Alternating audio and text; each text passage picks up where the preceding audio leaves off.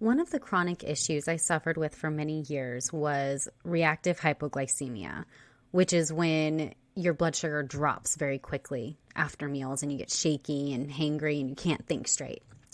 This was all through my teens and most of my 20s. I couldn't go more than like 2.5 hours between meals without getting shaky and dizzy and hangry. It was really annoying and interfered with my life. I had to constantly make sure I brought plenty of snacks, and if I couldn't bring snacks, where the closest food was, so that I wouldn't have to stop what I was doing until my blood sugar went back up. This cycle made it hard for me to maintain a stable weight. I had to constantly work out or I would gain weight very quickly. It made me come across moody, which I'm actually not. I'm a very happy person until my blood sugar is low. Then I'm quite grumpy.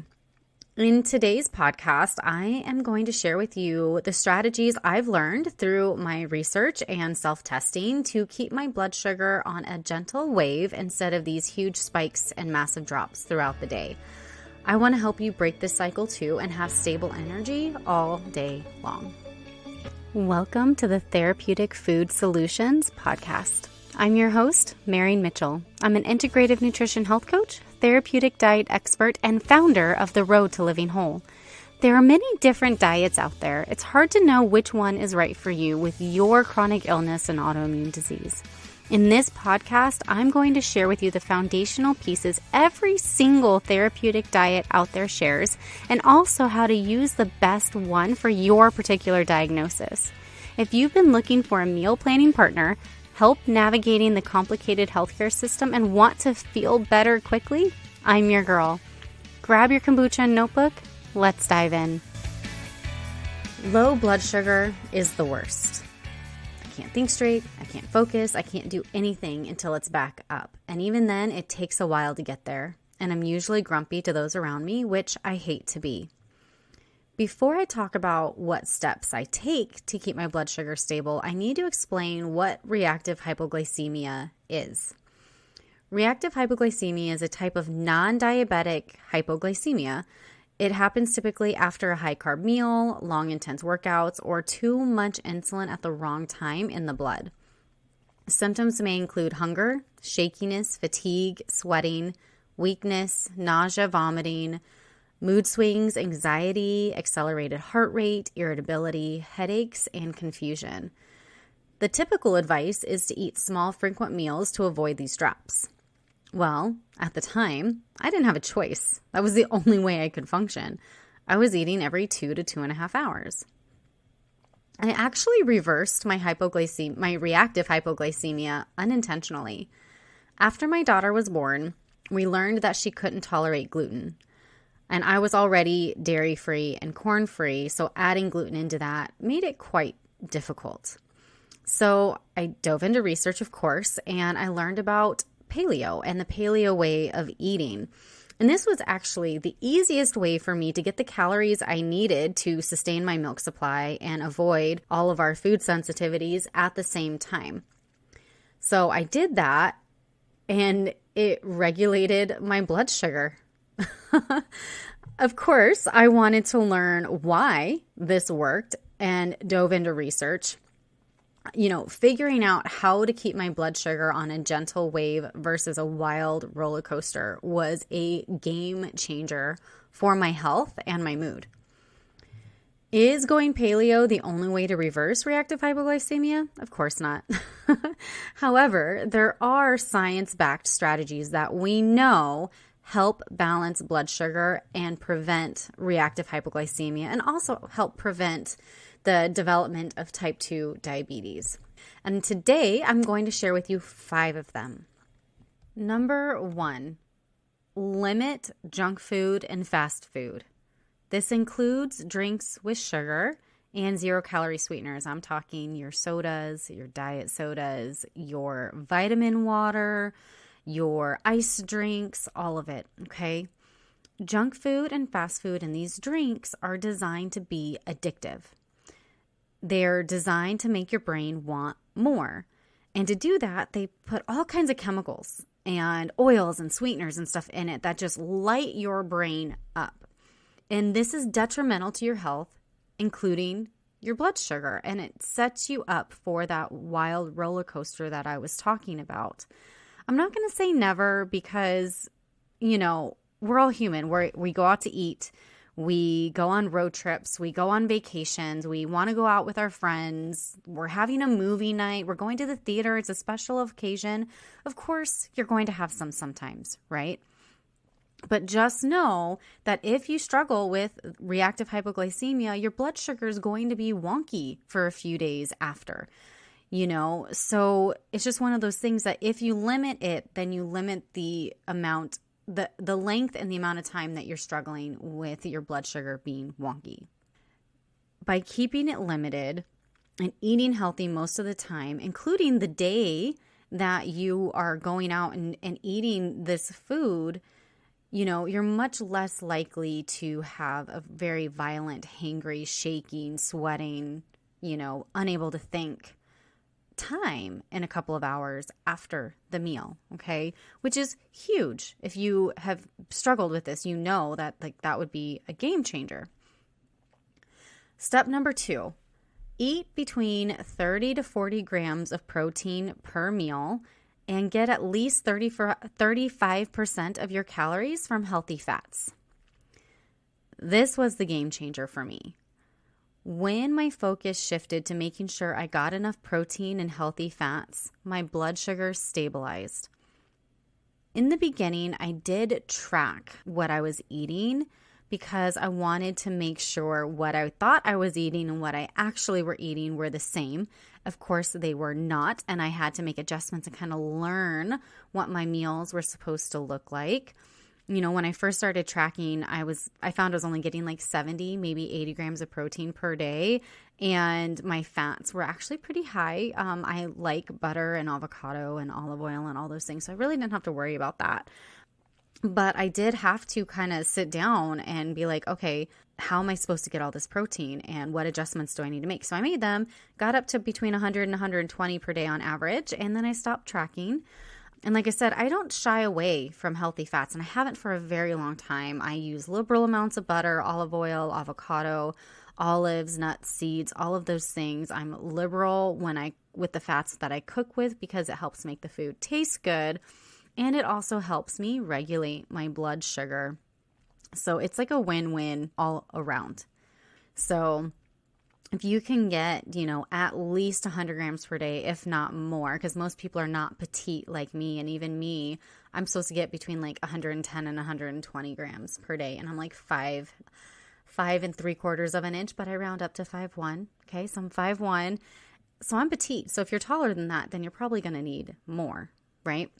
Okay, number 3, food order matters, especially when it comes to your blood sugar. So the order that they found that reduces a glucose spike post meals is to eat your vegetables first that are cooked in a healthy fat, protein, and then your carbs last.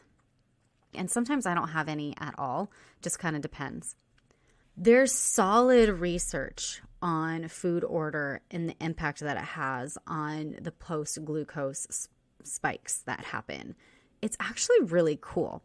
So by eating in this order, you can easily reduce your glucose spike 20 to 30 points, if not more, post-meal, which is great because if it goes more than like 30 points above, then you're getting into that roller coaster range, right? And so if your body has a tendency to dump out a bunch of insulin when a bunch of glucose is in there, you're going to get that, really fast drop that we hate, right?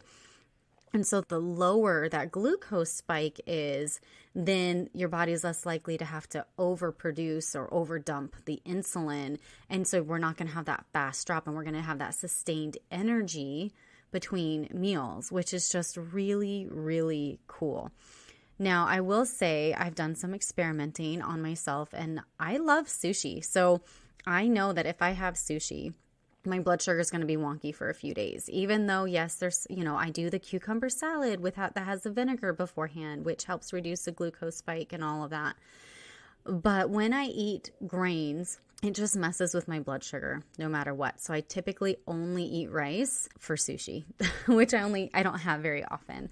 So normally I prefer to get my carbs from potatoes and fruit because that doesn't throw my blood sugar off as much as something like rice or quinoa or something like that will.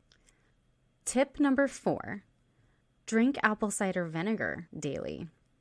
Research shows that you get the most benefit from drinking it before enjoying like a sweet treat, but you still get benefits even if you just drink it in the mornings, which is when I typically drink it. I don't drink it before meals. The apple cider vinegar first of all, it gets your stomach juices flowing, right? So your body's able to break down food better.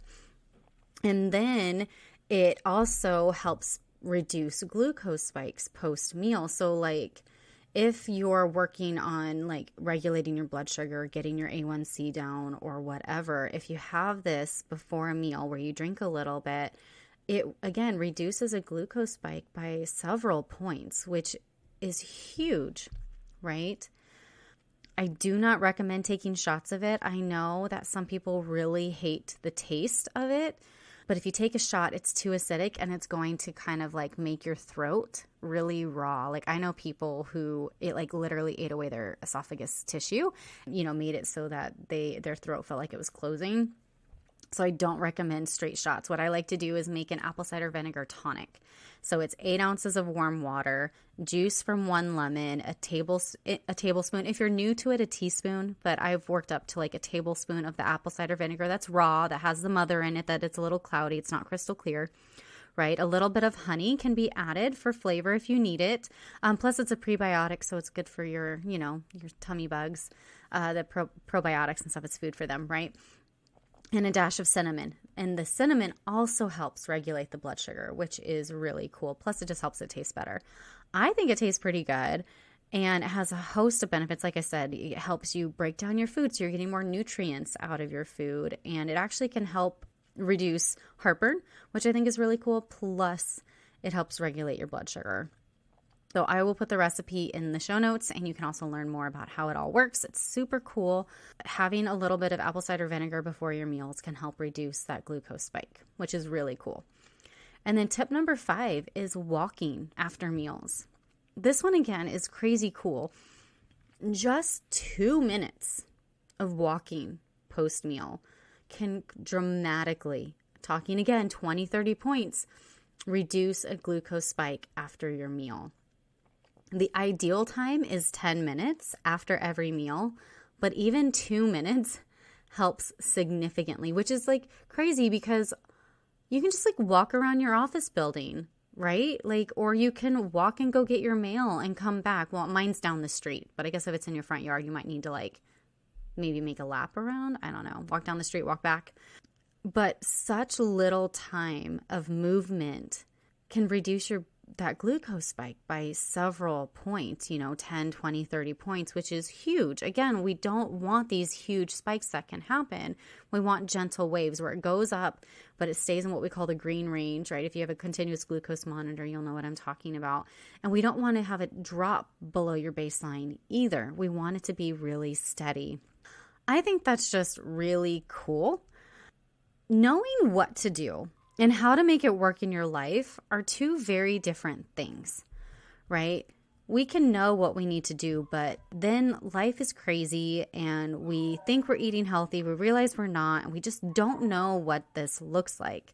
In the framework, I will teach you not only what you need to know to help with blood sugar regulation, but I help you avoid just sticking to the same 4 meals for days and days and weeks on end until you get bored of it and kind of go off the deep end and eat all the yummy, probably not as healthy food as you should, and just kind of like break that cycle.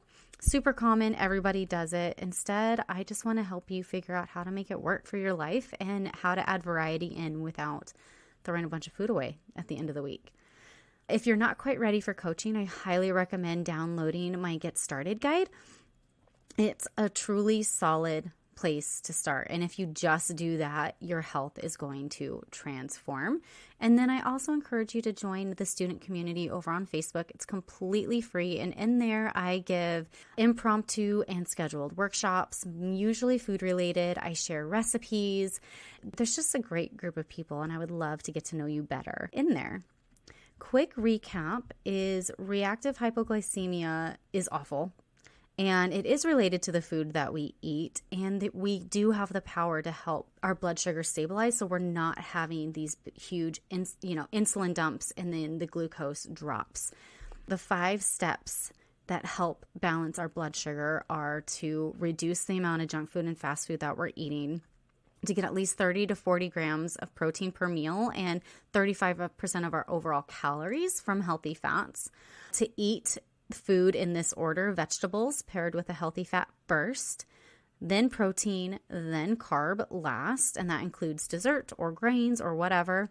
If we drink apple cider vinegar before our meals, that will help reduce the blood sugar spike. And if we take short walks, 2 to 10 minutes after each meal, we can dramatically balance our blood sugar. It's transforming. You can pick one or all. I usually recommend one and then slowly incorporating them, because it can be a little bit overwhelming to try to change everything that you're doing all at once. Thank you so much for hanging out with me today. If you found this episode helpful, would you do me a favor and help others find it by leaving a review, sharing a screenshot on social media, or sharing the link with a friend? By you sharing what you've learned, others are able to find this podcast and join our community. Be sure to check out my website, www.roadtolivingwhole.com, for over 160 delicious recipes, a variety of meal plans, and a blog packed full of even more healthy living tips. If you'd like to learn more about how to work with me as your coach, you can schedule a free consult through www.roadtolivingwhole.com/health-coaching/. Until next time, friend. Bye.